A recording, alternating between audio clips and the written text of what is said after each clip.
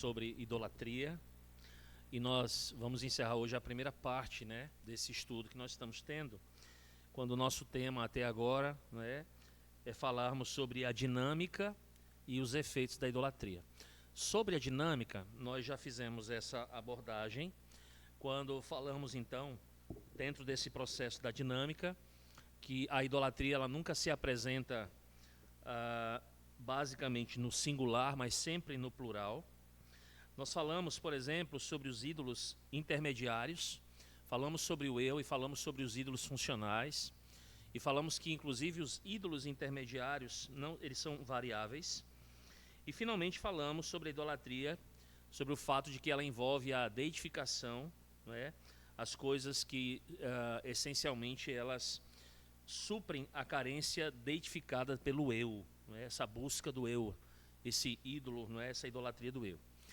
Resumindo então, quando falamos então sobre a dinâmica e os efeitos, fizemos um resumo final quando dissemos o seguinte: a dinâmica da idolatria é um ato de serviço a nós mesmos, que consiste na tentativa de suprir carências espirituais, tratadas como necessidades finais, através do apego desmedido e sujeição definitiva a elementos criados. Então, nós encerramos falando sobre essa dinâmica, e hoje nós vamos encerrar a primeira parte do estudo sobre idolatria falando sobre os efeitos da idolatria, tá bom? Irmãos, quando nós olhamos para a Escritura, há pelo menos 3 imperativos contra a idolatria que nós encontramos ali. Um deles está lá em Êxodo capítulo 20, verso 3. Então nós dissemos aqui no começo do estudo sobre idolatria que Deus vê com grande importância esse assunto, tanto é que Ele coloca esse assunto na Escritura, e Ele coloca esse assunto aonde? Na sua lei. E no primeiro mandamento, em Êxodo capítulo 23, diz o quê? Não terás outros deuses diante de mim. Quando nós vamos para o Novo Testamento, Paulo escrevendo a sua primeira carta aos Coríntios, no capítulo 10, verso 14, diz: portanto, meus amados, fugi da idolatria. Veja, o primeiro imperativo está lá na lei. Não terás outros deuses diante de mim. O segundo imperativo, Paulo diz: portanto, meus amados, fugi da idolatria. E o terceiro imperativo que nós encontramos, irmãos, o segundo no Novo Testamento, está na primeira carta do apóstolo João, no capítulo 5, verso 21, onde ele, encerrando a carta, ele diz assim: filhinhos, guardai-vos dos ídolos.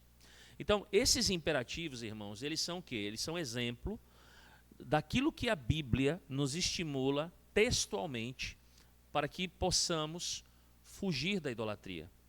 Possamos considerar esse assunto com extrema urgência, um assunto de extremo cuidado e necessidade. E ela faz isso, irmãos, principalmente com base em quem Deus é, com base na singularidade de Deus. Mas ela também faz isso, irmãos, com base nos efeitos danosos que o pecado da idolatria, ele certamente produz. E isso significa que conhecer os efeitos é extremamente importante, porque através dos efeitos, quando nós conhecemos os efeitos, nós podemos também nos estimular a obedecer à Escritura, exatamente nesse aspecto da idolatria. Então, qual é o primeiro e mais básico efeito da idolatria, que é onde eu quero começar a falar com vocês hoje? Irmãos, a idolatria, ela impede o cumprimento do nosso propósito original. Então, essa é a primeira coisa que você precisa entender, quando a gente fala, então, sobre o efeito básico da idolatria, o primeiro efeito e o efeito mais essencial da idolatria. E perceba, ela faz isso, inicialmente, sendo um atentado à glória de Deus. Todos nós sabemos que nós somos criados para quê? Para glorificar a Deus e gozá-lo para sempre. Então percebam, a primeira coisa que a idolatria faz, irmãos, o primeiro efeito é atentar contra a glória de Deus. Quando você vai para a carta de Paulo aos Efésios, no capítulo 1, verso 12, Paulo vai fazer uma afirmação extremamente importante sobre a razão pela qual nós existimos. E ele vai dizer ali que nós somos feitos para o louvor da glória de Deus. Percebam que com essa afirmação, o apóstolo Paulo, irmãos, está dizendo para nós que nós existimos, e isso é muito importante, para que as perfeições de Deus sejam vistas através de quem? De nós. Então, se nós perguntássemos aqui, o que significa glorificar a Deus nas nossas vidas? A resposta para isso está exatamente no que eu acabei de dizer. Nós existimos para que as perfeições divinas sejam vistas através de quem? De nós. Isso é extremamente importante. Então, o que acontece exatamente nesse ponto? A idolatria, ela trabalha contra isso. A idolatria, ela vai impedir, ela vai se levantar como uma barreira para que isto, de fato, não aconteça. E veja, há pelo menos duas coisas que nós temos que entender. Primeiro, dentro desse aspecto, como é que ela se levanta? Primeiro, irmãos, porque a identificação de Deus com algo qualquer é sempre uma diminuição da sua glória. Então, por exemplo, quando você coloca alguma coisa no patamar de Deus, por exemplo, ou acima de Deus, o que você está fazendo com a glória de Deus? Você está diminuindo a glória de Deus. Um outro aspecto de como há esse impedimento é que quando substituímos Deus, ao invés de vivermos para expressar a glória de Deus, nós nos tornamos ou expressamos a imagem falsa e gloriosa, entre aspas, gloriosa com letra minúscula, de um Deus substituto. Então eu vou repetir. A idolatria, ela vai impedir que o propósito original para o qual fomos criados aconteça. Por quê? Primeiro, pela diminuição da glória de Deus, sempre quando nós colocamos algo no patamar de Deus ou acima de Deus. E em segundo lugar, quando simplesmente nós substituímos Deus e ao invés de nós vivermos para expressar a glória dele, nós nos tornamos a expressão da imagem falsa, gloriosa de um Deus substituto. Daquele Deus que de fato não é o Deus vivo e verdadeiro. Então esse é o aspecto mais básico e essencial do efeito da idolatria. Primeiro, ele nos impede de cumprir o nosso propósito original, que é de glorificar Deus. Agora, ele também, irmãos, impede o cumprimento do nosso propósito original, sendo um atentado à nossa própria realização. Então veja, Deus nos criou para a sua glória, e nós entendemos bem isso. Mas o Senhor também nos criou para que nele nós nos realizássemos. Então, por exemplo, a primeira parte do nosso breve catecismo, a primeira perguntinha lá, diz assim: qual é o fim principal do homem? O fim principal do homem é glorificar a Deus e gozá-lo. E é exatamente aí onde está essa questão. Gozar a Deus para todo sempre. Ou seja, a nossa realização como aqueles que foram criados conforme a imagem e semelhança de Deus está em quem? No Senhor. É nele que nós nos realizamos. Então, quando a gente fala que a gente deve glorificar e gozar a Deus para sempre, o que nós estamos fazendo? Nós estamos reverberando um ensino das Escrituras, irmãos, que descreve os efeitos da nossa relação com Deus, em pelo menos dois termos. O primeiro deles, abram comigo em João 4,14. O primeiro deles diz respeito ao quê? A vida eterna, irmãos. Então, se você pega aí, por exemplo, o Evangelho de João, no capítulo 4, verso de número 14, o que você vai encontrar aí? Vamos lá para João 4,14. Olha lá o que diz o texto. Aquele, porém, que beber da água que eu lhe der, nunca mais terá sede. Pelo contrário, a água que eu lhe der será nele uma fonte a jorrar. Para quando? Para quando? Para a vida eterna. A nossa relação com Deus, ela tem essa perspectiva, irmãos. A nossa relação para com o Senhor não é apenas, ela não está fincada apenas aqui e agora. A nossa relação com o Senhor, ela vai além do aqui e agora. Ela perdura por toda a eternidade. Mas continue comigo ainda em João e caminhe 2 capítulos, o capítulo número 6, ainda só para a gente compreender mais ainda disso. Verso 40 diz assim, olha, o Senhor Jesus falando, né? De fato, a vontade de meu Pai é que todo homem que vir o Filho e nele crer, tem o que, irmãos? A vida eterna. E eu ressuscitarei no último dia. E ainda em João, apenas para a gente ainda ratificar isso, capítulo 10, verso número 28, diz assim, Jesus mais uma vez dizendo, eu lhes dou a vida eterna, jamais perecerão e ninguém as arrebatará da minha mão. Então, Esse é o primeiro efeito da nossa relação com o Senhor, ou seja, é para a eternidade. Mas há uma outra coisa que é interessante também, irmãos. Vá comigo para o Salmo de número 1, por favor. E aí a segunda perspectiva em termos dessa relação com Deus é a da bem-aventurança. E lá no Salmo 1, o Salmo que todos nós conhecemos, deixa-me apenas ler esse Salmo e um outro texto, apenas para a gente entender aquilo que estamos falando aqui em termos de bem-aventurança. Porque o Salmo 1 é exatamente isso. E depois a gente vai lá para Mateus capítulo 5. Olha o que o texto diz. Bem-aventurado o homem que não anda no conselho dos ímpios, não se detém no caminho dos pecadores e nem se assenta na roda dos escarnecedores. E aí ele vai dizer que o prazer desse homem está na lei do Senhor, na sua lei medita de dia e de noite. Vai compará-lo a uma árvore plantada junto à corrente de águas, que no devido tempo dá o seu fruto, cuja folhagem não murcha, né? E tudo quanto ele faz será bem sucedido. E aí ele vai contrastar com quem? Com os ímpios. Os ímpios não são assim, não é isso? São, porém, como a palha que o vento dispersa. Por isso, os perversos não vão prevalecer na congregação, não prevalecerão no juízo, e nem os pecadores na congregação dos justos. Por quê? Pois o Senhor conhece o caminho dos justos, mas o caminho dos ímpios perecerá. Mas ele começa o Salmo 1 falando sobre quem? Sobre o homem que é bem-aventurado. E ele o descreve nesse salmo. Aí você vai para Mateus capítulo 5. E em Mateus 5, ele diz assim: vendo Jesus as multidões, subiu ao monte, como se assentasse, aproximaram-se os seus discípulos. E Jesus então passou a ensiná-los, dizendo: bem-aventurados os humildes de espírito, porque deles é o reino dos céus. Bem-aventurados os que choram, porque serão consolados. Bem-aventurados os mansos, porque herdarão a terra. Bem-aventurados os que têm fome e sede de justiça, porque serão fartos. Bem-aventurados os misericordiosos, porque alcançarão misericórdia. Bem-aventurados os limpos de coração, porque verão a Deus. Bem-aventurados os pacificadores, porque serão chamados filhos de Deus. Bem-aventurados os perseguidos por causa da justiça, porque deles é o reino dos céus. Bem-aventurados sois, quando por minha causa vos injuriarem e vos perseguirem, e mentindo disserem todo o mal contra vós.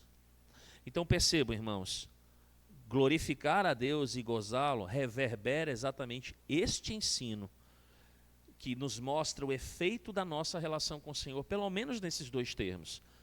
Um efeito que perdura por toda a eternidade, essa é a nossa relação com Ele, e o segundo é de que no Senhor nós de fato encontramos a verdadeira felicidade. Nós somos bem-aventurados. Percebam, o que a Escritura diz, em outras palavras, é que o Senhor nos criou, irmãos, para a realização, para a nossa realização nele. Mas o que a idolatria faz? Assim como a idolatria impede que nós glorifiquemos a Deus como devemos fazer, ela impede que nós também sejamos o quê?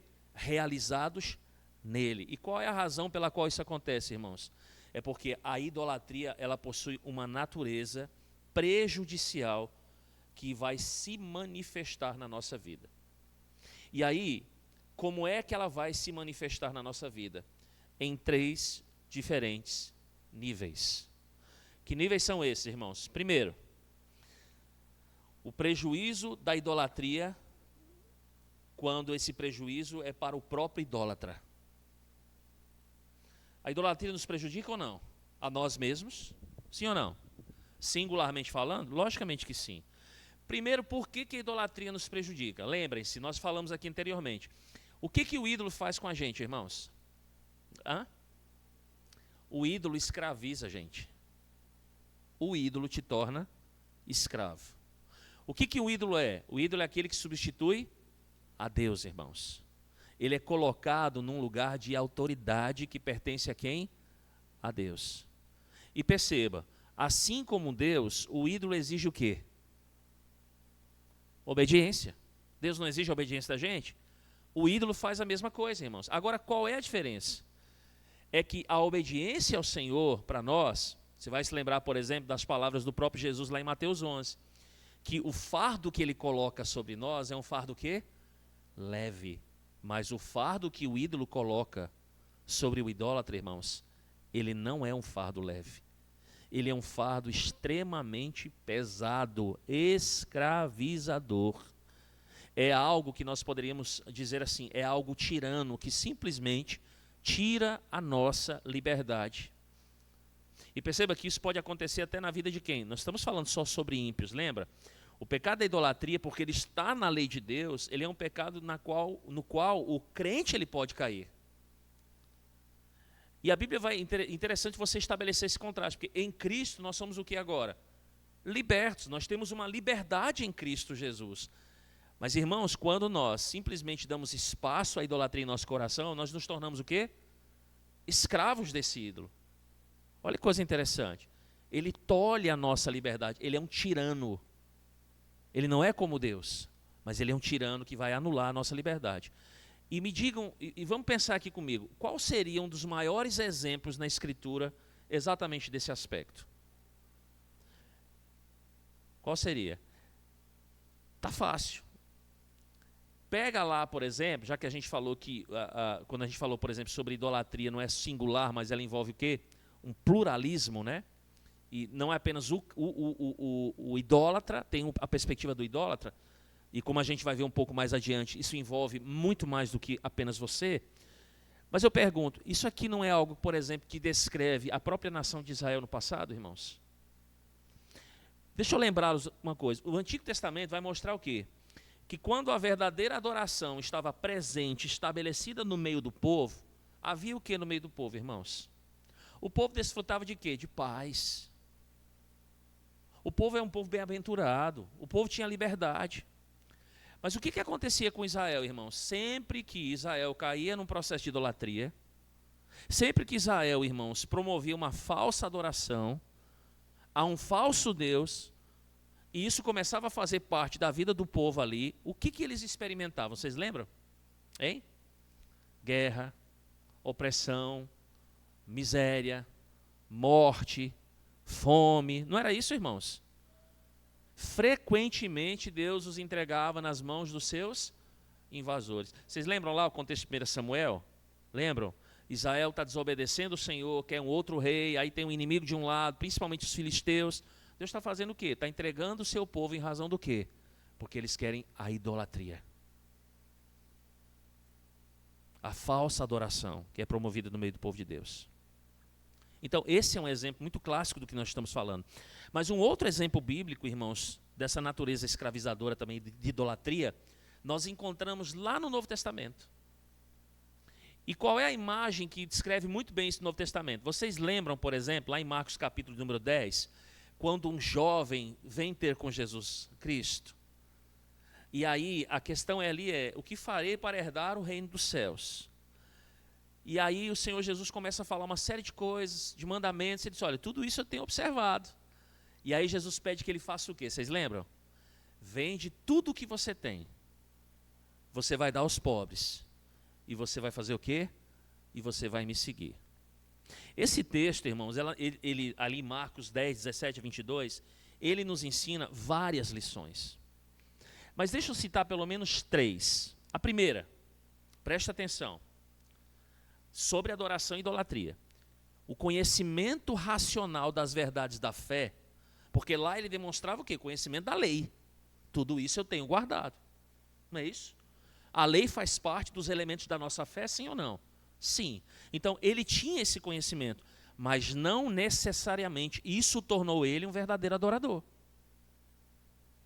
A segunda coisa que nós aprendemos ali, irmãos, é que nem mesmo, não apenas o conhecimento, mas a obediência ritual, que certamente ele considerava, foi algo definitivo para que pudesse produzir nele um verdadeiro adorador. Produziu? Não. E qual foi a terceira lição, e é aquela que nos importa aqui hoje à noite, irmãos? É que a idolatria escraviza. Porque quando o Senhor diz para ele, vende tudo o que você tem, vocês lembram o que o texto diz? Hein? Ele saiu de lá triste. Por que ele saiu de lá triste, irmãos? Porque ele era o quê? Escravizado às posses materiais. Percebe? O ídolo estava escravizando ele de tal maneira que ele rejeitou o evangelho, o convite de Cristo. Isso acontece hoje em dia ou não? Com certeza. O evangelho é pregado, ele é anunciado, as boas novas, né? Mas as pessoas preferem escolher o quê? As coisas terrenas, demonstrando assim que a idolatria, como a gente também já afirmou, vai acompanhar a humanidade até o fim dos tempos, irmãos. Então, a idolatria, em primeiro lugar, ela prejudica quem? O indivíduo. Mas a idolatria, será que prejudica só apenas a ele, irmãos? Será que a idolatria não prejudica também quem está em torno dele, não? Sim. Irmãos, quando nós estamos debaixo do pecado da idolatria, já foi dito aqui que nós vivemos em função desses ídolos. Então veja, o problema é que quando nós tratamos relativos como absoluto, o que vai acontecer? Essas coisas, elas são incapazes de suprirem as nossas necessidades. Só o absoluto consegue preencher as nossas necessidades, sejam elas terrenas ou espirituais. E o absoluto só tem um, ele é Deus. Essas coisas relativas, elas não preenchem, elas não trazem de forma alguma, irmãos, um equilíbrio à nossa existência como cristãos, como seres humanos. E qual é a consequência disso? Veja, se não consegue suprir, a minha vida vai ser equilibrada? Não. Muito pelo contrário. A minha vida vai ser repleta de quê, irmãos? De problemas. E esses problemas não vão afetar apenas a mim, vão afetar as pessoas que estão em volta de mim. Por quê, irmãos? Porque os ídolos sempre exigem de você sacrifícios. E deixa eu dar um exemplo, por exemplo, disso para vocês. O dinheiro, quando ele é tornado um Deus, está no coração do homem lá, ele é o ídolo do homem. Pense num homem, por exemplo, na sua relação familiar. O que ele vai exigir desse homem? Vamos lá. Se o ídolo do coração daquele marido, daquele homem da casa, é o dinheiro, o que ele vai... Lembra, o ídolo sempre exige alguma coisa. O que vocês acham que o ídolo vai exigir desse homem? Se o que está governando ele é o dinheiro, irmãos, fica muito claro. O relacionamento com a esposa e com os filhos será sacrificado em prol do altar do quê? Do trabalho. Porque ele vai ter que fazer o quê? Ele vai trabalhar, e ele vai trabalhar dia e noite, 24 horas por dia se ele puder, para saciar o quê? O ídolo que o escraviza. Para ganhar cada dia mais o quê? Dinheiro, dinheiro, dinheiro. E eu pergunto, esposa e filhos não sofrem com isso? Lógico, irmãos. O cara sai de casa, às vezes passa dia longe, né? Trabalhando. E é interessante a desculpa que a gente dá muitas vezes. Qual é a desculpa? Não, mas eu estou fazendo isso porque eu quero o bem da minha família. Eu quero dar a eles um futuro que eu não tive. É mentira. Isso é só uma desculpa. Porque o que está governando o coração do camarada ali é o quê? É o dinheiro, é o ídolo. Mas deixa eu dar um outro exemplo para vocês. Irmãos, vocês lembram que nós falamos, por exemplo, sobre um ídolo intermediário chamado reconhecimento? Muito bem. A busca por reconhecimento, irmãos, ela também é idolátrica. Por quê? Porque, por exemplo, vamos pegar aqui a minha figura como pastor, ela pode me fazer simplesmente, se eu for buscar reconhecimento das pessoas, essa busca por reconhecimento, ela vai me afastar, por exemplo, do cuidado das minhas ovelhas. Eu não vou pensar nas ovelhas, eu vou pensar em quem? Em mim. Qual vai ser o altar de culto aí, irmãos? É o da visibilidade pública. Eu vou abandonar aquilo que eu deveria estar fazendo no altar da visibilidade pública, porque eu quero fazer o quê? Eu quero ser reconhecido. Será que tem pastor assim hoje em dia ou não tem? É só o que tem. E gente muito conhecida, viu? Mas deixa eu pegar um outro aspecto que é interessante. O sexo. O sexo também pode estar envolvido nesse processo. Por quê, irmãos? O sexo, quando é tornado um Deus, e seja pelo homem ou pela mulher, pode fazer com que um ou outro abandone o marido ou a esposa e os filhos simplesmente no altar de uma noite de prazer com alguém. E eu pergunto, irmãos, isso atinge apenas o idólatra? Isso causa o quê? Um terrível problema no cônjuge, nos filhos. Então toda essa problemática, seja ela qual for, irmãos, isso vai atingir a sua família. Isso vai atingir os seus amigos, isso vai atingir a sua igreja, os seus irmãos. Todas as pessoas que estiverem convivendo com você, principalmente, serão atingidas por isso. Então essa é a segunda coisa. A primeira atinge a quem? A mim. A segunda, os que estão em volta de mim. E finalmente, irmãos, a idolatria, ela também traz um prejuízo para o quê? Para a sociedade como um todo. O seu ídolo, ele pode trazer um prejuízo para a sociedade como um todo. E vou explicar por quê. Porque a idolatria, irmãos, ela não é só um pecado individual. A idolatria, ela contagia outro. Ela se torna coletiva. Quando? Por exemplo, num certo sentido, a idolatria de uma pessoa nunca é apenas uma idolatria sua. Veja, quando nós assumimos um ídolo e apresentamos a esse ídolo os nossos sacrifícios, o que nós estamos fazendo? Nós estamos reforçando o papel divino desse ídolo diante de quem? Diante da nossa família, diante do nosso grupo social, diante da nossa comunidade. E aí a gente acaba meio que contribuindo para que ele também seja culturalmente estabelecido na vida de outros. Isso, irmãos, pode estar em qualquer área da vida. Por exemplo,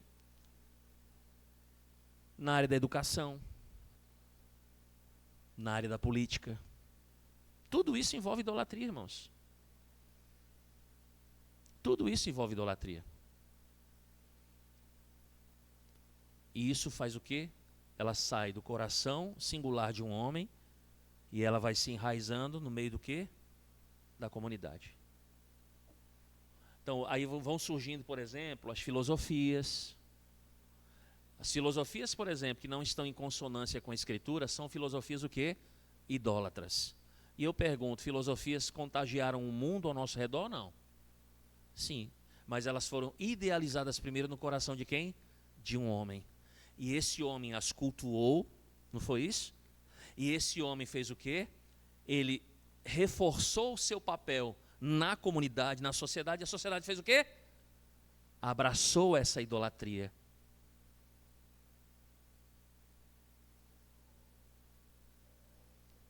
E isso acaba produzindo o quê, irmãos? Sérios problemas na nossa sociedade. Problemas de vícios, problemas de corrupção, problemas de imoralidade. Por exemplo, a destruição familiar. A família, né, sofrendo tanto nos dias de hoje. E muitas, tantas outras coisas que nasceram no coração de um homem como um ídolo, que foram cultuadas, que foram disseminadas, e hoje se tornou ídolo também no coração de muitas pessoas no coletivo. E que estão disseminadas aí no meio da sociedade. Ou seja, a idolatria, ela não atinge apenas você. Os que estão em relacionamento com você ao seu redor. E através da sua própria idolatria, todo um coletivo maior, irmãos. Educação, política. Por exemplo, como eu escrevi sobre isso recentemente, a idolatria está até na área das finanças. Até na área das finanças. A maneira como você vai resolver as suas crises financeiras, né? Envolve também o quê? Idolatria do coração. Olha que coisa interessante. Então, irmãos, nós vamos encerrando a primeira parte desse nosso estudo sobre idolatria. Depois a segunda parte começa, como nós vamos lidar com a idolatria. Como é que a gente vai lidar com tudo isso?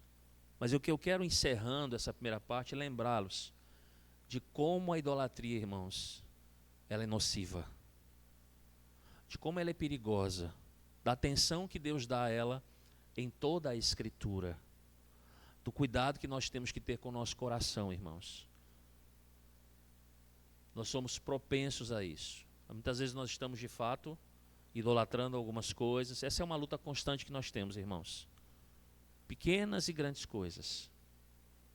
Mas devemos nos lembrar que, acima de tudo, como diz a lei do Senhor, a palavra de Deus, nós fomos criados para a glória de um único Deus. De um único Deus. E lembrá-los de que esse Deus não poupou seu próprio Filho para nos livrar exatamente do quê? Da idolatria. O falso Deus jamais faria isso. Se ele tivesse condições de fazer, jamais faria isso. Porque ele quer te escravizar. É o teu sacrifício.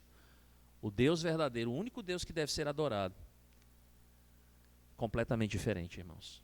Ele deu o seu Filho para nos livrar da escravidão da idolatria. Que Deus nos abençoe, irmãos. Vamos orar. Santíssimo Deus, ó Pai bendito, nos guarde da idolatria, Senhor. Que possamos atentar à Tua palavra, a qual lemos nessa noite. Só o Senhor é Deus, o único Deus e o nosso único objeto de culto e de adoração. Portanto, ó Deus, nos ajuda a fugir da idolatria. Nos ajuda, ó Deus, a abandonarmos os ídolos. Nós te pedimos. Ajuda-nos em Cristo Jesus, Senhor.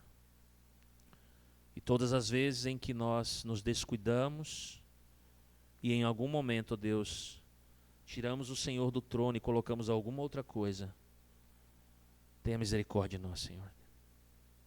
Fala a nossa consciência por meio do Teu Espírito, fala ao nosso coração, para que naquele momento nós nos arrependamos e pela justiça e pelo mérito de Cristo nós sejamos perdoados. Ajuda-nos, ó Deus, a utilizarmos a armadura que o Senhor nos concedeu para resistirmos nesses dias maus, para prevalecermos, ó Deus, e chegarmos àquele bendito dia, depois de termos perseverado em Cristo Jesus e sermos transformados à perfeição, a qual jamais teremos que lidar com a idolatria novamente. Estamos nas Tuas mãos, ó Deus, assim suplicamos e Te agradecemos, no nome de Cristo Jesus. Amém. Amém. Encerramos aqui, irmãos. Deus abençoe. Até o próximo domingo, se Deus quiser.